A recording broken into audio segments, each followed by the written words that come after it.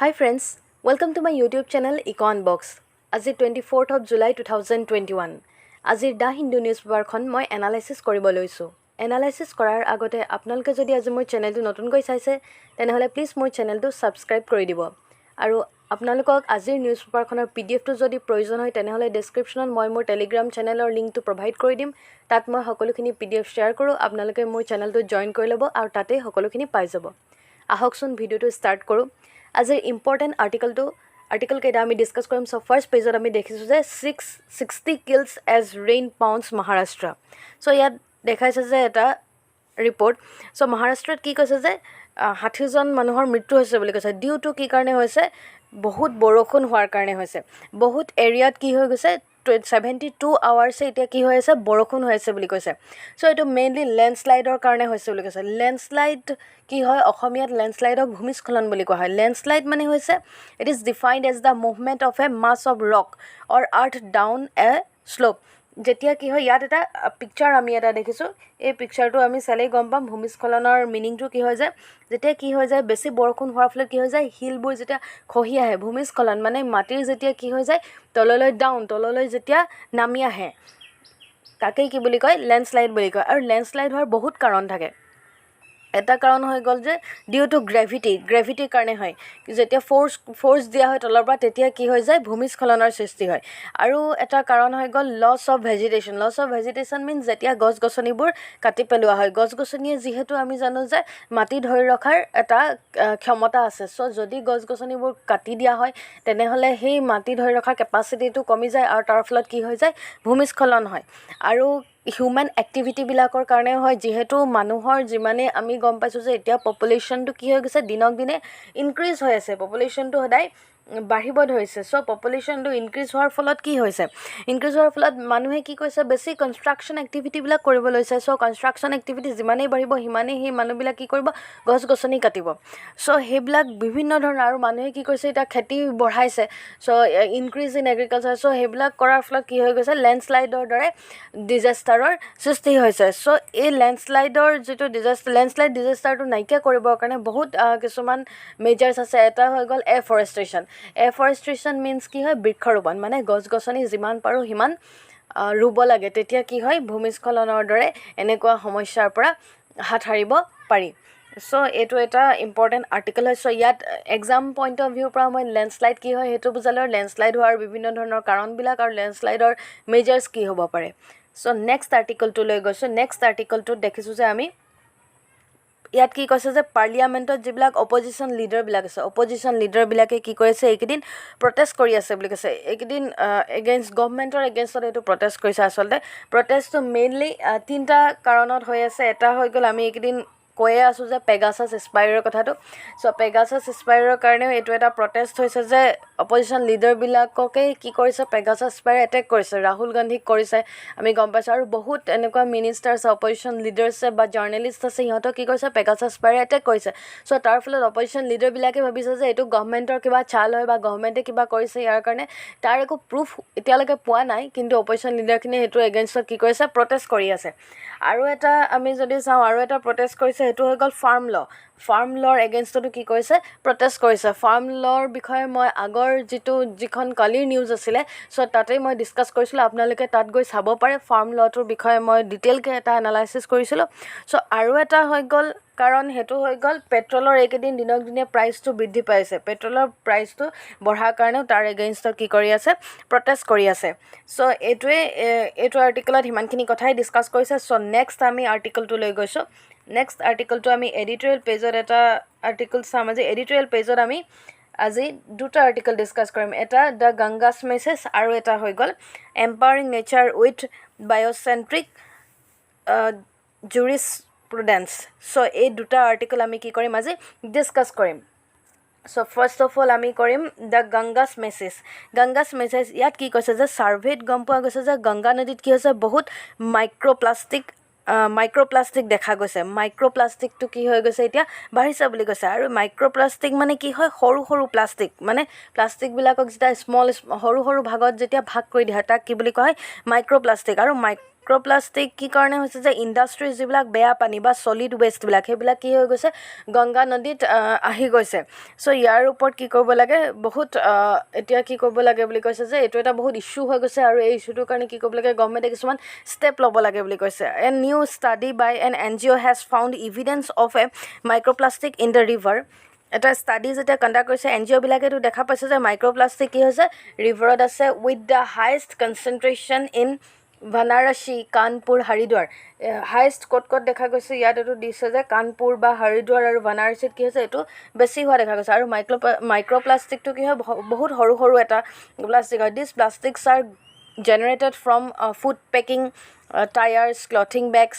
Cosmetics and other municipal waste এইবিলাক বিশেষকৈ food পেকেজিঙৰ পৰা বনোৱা হয় বা টায়াৰবিলাকৰ বা ক্লথিং বেগছ তাৰ পৰা আহে বা কছমেটিকবিলাকৰ পৰা বা কিছুমান যিবিলাক মিউনিচিপাল ৱেষ্ট সেইবিলাকৰ পৰাও আহে আৰু microplastics are small plastic pieces of less than 5 millimetres in size আৰু ইয়াৰ চাইজটো 5 মিলিমিটাৰ্ছতকৈ কি হয় কম হৈ যায় আৰু মাইক্ৰ'প্লাষ্টিকছে ডেমেজ কৰে যিবিলাক নদীত থাকে একুৱেটিক ক্ৰিয়েচাৰ্ছ যোনবিলাকে অকল পানীতেই বসবাস কৰে সেই জীৱবিলাকক কি কৰি আছে ই ধ্বংস কৰিছে আৰু বহুত আঁচনি আছে যেনে স্বচ্ছ ভাৰত বা নমামি গংগা কিন্তু কি হৈছে এইবিলাক আঁচনি থকাৰ পিছতো কি হৈ গৈছে এনেকুৱা মাইক্ৰ'প্লাষ্টিকৰ যিটো ইছ্যু সেই ইছ্যুটো এতিয়াও কমপ্লিটলি নাইকিয়া হোৱা নাই চ' আচলতে কি হয় যিমানে আঁচনি ল'লেও কি হ'ব সেইবিলাক যদি ভালকৈ ইমপ্লিমেণ্টেশ্যন নহয় তেনেহ'লে তাৰ যিটো সমস্যা সেই সমস্যাটো কেতিয়াও দূৰ নহয় বুলি কৈছে চ' নেক্সট আৰ্টিকলটোলৈ গৈছোঁ আমি নেক্সট আৰ্টিকলটোত বিশেষকৈ ইয়াত কি কৈছে যে এই আৰ্টিকলটোত ইয়াত এনিমেল প্ৰটেকশ্যনৰ কথা কৈছে যে সুপ্ৰিম কোৰ্টে কৈছে যে এনিমেলক প্ৰটেকশ্যন দিব লাগে বিশেষকৈ ইয়াত GIB এইটো আমি ফুল ফৰ্মটো মনত ৰাখিব লাগিব GIB ফুল ফৰ্ম হৈ গ'ল great India bustard great India বাষ্টাৰ্ডৰ কথা কৈছে এইটো এটা এক প্ৰকাৰ চৰাই হয় আৰু এই চৰাইটো এতিয়া কি হৈ গৈছে এণ্ডেঞ্জাৰ্ড স্পেচেছ হৈ গৈছে ই কি হৈ গৈছে এতিয়া লুপ্তপ্ৰায় হৈ গৈছে বুলি কৈছে লাহে লাহে কি হৈ গৈছে এই মানে ইয়াৰ প্ৰজাতিটো লোপ পাব ধৰিছে মানে লাহে লাহে কমি গৈছে আৰু এইটো বিশেষকৈ ক'ত পোৱা যায় ৰাজস্থান বা গুজৰাটত বেছি দেখা পোৱা যায় আৰু ইয়াক আমি আৰু এটা বস্তু ইয়াত যিকে আমি মনত ৰাখিব লাগিব যে ৰাজস্থানৰ ইয়াক ষ্টেট বাৰ্ড বুলি কোৱা হয় সেইটো আমি মনত ৰাখিব লাগিব কেতিয়াবা আমাৰ ওৱান ডে এক্সামত আহিব পাৰে ৰাজস্থানৰ ষ্টেট বাৰ্ডটো কি হয় তেতিয়া আমি লিখিব লাগিব যে গ্ৰেট ইণ্ডিয়া বাষ্টাৰ্ডক কি বুলি কোৱা হয় ৰাজস্থানৰ ষ্টেট বাৰ্ড বুলি কোৱা হয় আৰু এটা ৰিপৰ্টত দেখা কৈছে যে ইয়াত অকল 200 বাৰ্ডহে কি হৈ আছে জীয়াই আছে বুলি কৈছে আৰু সুপ্ৰিম কোৰ্টে কি কৈছে ইয়াক প্ৰটেকশ্যন দিব লাগে বুলি কৈছে আৰু বিশেষকৈ the government of Rajasthan and Gujarat shall take steps কি কৰিব লাগিব গুজৰাট আৰু ৰাজস্থানৰ গভৰ্ণমেণ্ট আছে সিহঁতে কি কৰিব লাগিব এইবিলাকৰ যোনটো এণ্ডেঞ্জাৰ হৈ গৈছে সিহঁত লুপ্ত হৈ গৈছে তাৰ কাৰণে এতিয়া কি কৰিব লাগিব ষ্টেপ ল'ব লাগিব বুলি কৈছে আৰু গভৰ্ণমেণ্ট কিছুমান ইনিচিয়েটিভ আছে like it is kept under the species recovery programme under the integrated development of wildlife habitats of the ministry of environment forests and climate change এনেকুৱা কিছুমান গভৰ্ণমেণ্ট ইনিচিয়েটিভো আছে কিন্তু তথাপিতো কি হৈ আছে সেইবিলাক ভালকৈ ইমপ্লিমেণ্টেশ্যন নোহোৱাৰ কাৰণে লুপ্তপ্ৰায় হ'ব ধৰিছে চ' এইটো এটা ইম্পৰ্টেণ্ট আৰ্টিকল আছিলে আজিৰ এডিটৰিয়েল পেজত চ' নেক্সট আমি আৰ্টিকলটোলৈ গৈছোঁ নেক্সট আৰ্টিকলটো আমি দেখিছোঁ যে নেক্সট আৰ্টিকলটোত ইয়াত দেখিছোঁ ৰাইজ ইন এক্সট্ৰিম ৰেইনফল ইভেণ্টছ ইয়াত কি কৈছে যে বৰষুণৰ কথা দিছে ইয়াত বৰষুণ ক'ত বেছি হৈছে ক'ত কম হৈছে সেইটোৰ ইয়াত এটা পিকচাৰ দিছে যে এইখন ভাৰতৰ মেপখনত সেই কথাটো ডিছকাছ কৰিছে ক'ত বৰষুণৰ মাত্ৰাটো কম ক'ত এক্সট্ৰিম বৰষুণ হৈছে চ' ইয়াত ডাটা আমি দেখিছোঁ যে ইয়াত ডাটা কি দিছে যে এটা ডাটা দিছে ন' ডাটা চ' নেক্সট দিছে ন' ৰেইন ক'ত ৰেইন একেবাৰে নাই তাৰপিছত দিছে য়েল্ল' কালাৰৰ যোনটো দেখিছোঁ আমি ইয়াত সেই য়েল্ল' কালাৰটোৱে বুজাইছে যে লাৰ্জ ডেফিচিয়েণ্ট মিনছ ৰেইন য'ত একেবাৰে হোৱা নাই চ' য়েল্ল' কালাৰ পিকচাৰটো আমি দেখিছোঁ ইয়াত মণিপুৰত কিমান দিছে -62% মানে ইয়াত মণিপুৰত একেবাৰে বৰষুণৰ অভাৱ হৈ গৈছে চ' নেক্সট ৰেড কালাৰটোৱে দেখাইছে ডেফিচিয়েণ্টটো কিমান হৈছে -59% to -20% মানে ৰেড কালাৰ সেইটোৱে দেখাইছে যে ক'ত বৰষুণৰ মাত্ৰাটো অলপ কম লাৰ্জ ডেফিচিয়েণ্ট নহয় অকল ডেফিচিয়েণ্ট মানে লাৰ্জ মানটো বহুত বেছি কম হৈ গৈছে আৰু এতিয়া কি কৈছে যে ক'ত বৰষুণটো কম হৈছে চ' ৰেড কালাৰ যিবিলাক আমি ইয়াত দেখিছোঁ যে অৰুণাচলৰ কথা দিছে অৰুণাচলত কি হৈছে বৰষুণৰ মাত্ৰাটো -33% নেক্সট গুজৰাটতো তেনেকৈ দেখাইছে আৰু ৰাজস্থান গুজৰাট সেইকেইখনতো কি হৈছে বৰষুণৰ মাত্ৰাটো কম মানে ইয়াত বৰষুণ হোৱা নাই চ' নেক্সট দেখিছোঁ যে গ্ৰীণ কালাৰটোৱে কি দেখিছে নৰ্মেল -19% to 19%, য'ত বৰষুণটো নৰ্মেল হৈছে। এতিয়া গ্ৰীণ কালাৰ আমি দেখিছোঁ যে এইকেইটা গ্ৰীণ কালাৰ য'ত আছে তাত কি হৈছে বৰষুণৰ মাত্ৰাটো নৰ্মেল, আৰু এক্সেছ ক'ত হৈছে সেইটো দেখাইছে যে লাইট ব্লু কালাৰটোৱে দেখাইছে excess 20% to 59%। Light blue colour আমি দেখিছোঁ মহাৰাষ্ট্ৰত হৈ গ'ল 34%। নেক্সট ঠিক তেনেদৰে অন্ধ্ৰপ্ৰদেশতো দেখিছোঁ 55%। এইফালে দেখিছোঁ তেলেংগানাত বেছি হৈছে। চ' এনেকৈ কি হৈছে তাত এক্সেছ হৈছে, আৰু লাৰ্জ এক্সেছ মানে বহুত বেছি বৰষুণ ক'ত হৈছে সেইটো হৈ গ'ল তামিলনাডুত দেখাইছে আৰু তামিলনাডুত 68%, তাৰপিছত তেলেংগানাত 86%। এইখন ষ্টেটত কি হৈ গৈছে বৰষুণৰ মাত্ৰাটো বহুত বেছি হৈছে। চ' এইটো এটা আমাক ডাটা দেখুৱালে, এইটো এটা ৰিপৰ্টত আনি দিছে। চ' নেক্সট আৰ্টিকলটোলৈ গৈছোঁ। নেক্সট আমি আৰ্টিকলটো দেখিছোঁ